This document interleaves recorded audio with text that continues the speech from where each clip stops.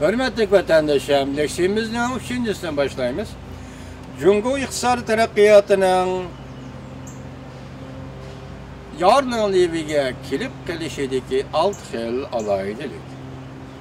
Mavzuluq maqola 5-ayning 10-kuni Amerika ovozining Xitoy til programmasida e'lon qilindi.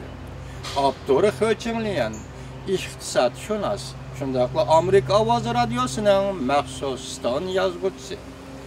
Cungo iqtisodining yarniligiga kelib kelishidagi birinchi alaydilik Cungo'ning dunyoning zavodi bo'lish o'rni xarablashdi. Gullanishdan umid qolmadi. Sanoat qurilmasini tartiblash intayin qiyinlashdi. Dunyoning zavodi bo'lish 2001-yildan 2010-yilgacha 10 yil parlaq bir zamonni boshdan kechirib, oxiri qutqazg'ili bo'lmaydigan darajada xarablashdi. Yaqin xabarlarga asoslanganda dunyo zavodi bo'lgan chog'dagi eng muhim stanoklashgan zavodlar qurilgan Dongvandagi zavodlar ikkinchi qatimliq taqilish to'lqiniga duch keldi. Anglashlar qaraganda o'tgan bir yil ichida kam deganda 4000 dan ortiq zavod taqaldi. Dunyo zavodi bo'lish bo'lmaslikning burilish nuqtasi hisoblangan 2008-yildan hisoblaganda 2008-yildan 2012-yilgacha 4 yil ichida 7200 yurishlashgan zavod taqaldi. 7200 yurishlashgan zavod taqaldi.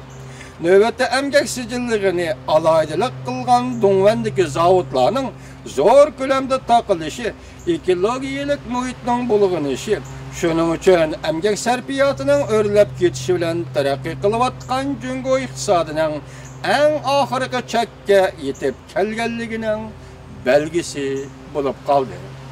Bundan burun Cungo iqtisodi taraqqiy qildirayotgan 3 parvoz mablag' silish, tashqi savdo, ichki ehtiyoji parvozining hammasining o'ti o'chib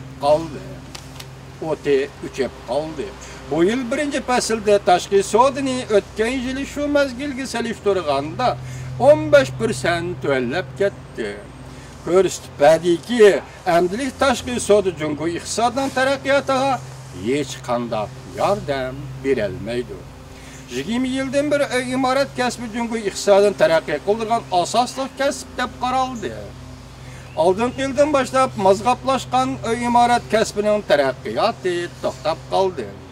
Garchi hukumat shirkatlar bor kuch bilan tirishchilik ko'rsatib, yo'lab boqqan bo'lsa-mu, biroq imorat kasbi yanada tuvanga qarab sirilib, imorat kasbiga erishib taraqqiy qilgan po'lat o'mir sanoati, simont ishlash sanoati sohasida texnika va mahsulot besilib qilish 30% atrofiga yetib, bular munosabatlik taxtay pol, oila saymallari, to'qimachilik sanoati qatorliq sanoat turlaridimi texnika ishlatish to'xtab qoldi. Mahsulotlar besilib qoldi. Bu xil texnika va mahsulotning ishlatilmay besilib qolish krizisi Cungo'da yadroliq tahdid deb atalib, Cungo iqtisodining yadroliq tahdidi deydigan tuqum o'ttirg'i chiqdi. Cungo navbatda bir belloq, bir yo'l planini taraqqiy qildirib, Osiyo aslahala mablag' silish bankasini qurib, tashqari dunyoga boshqa davlatlarga besilib qolgan mahsulot va besilib qolgan ishlatilmagan texnikani eksport qilishni o'ylashyapti. Pakistan qarz berdi, Qozog'iston qarz berdi degan so'z, shu qarzga qo'shib besilib qolgan malni eksport qilish, besilib qolgan ishlatilmagan qo'lrab ketgan texnikani eksport qilish degan so'z. Yoki o'zbagan pulga shu davlatlar shu narsani sotib olish kerak deganlikdir. Bu planni g'alaba qilish mumkinligi intayin tuban. Chunki bu plan kirgizilgan bir qancha 10 davlatning hammasi degidek egilik huquqliq innovatiga ishongili bo'lmaydigan davlatlardir.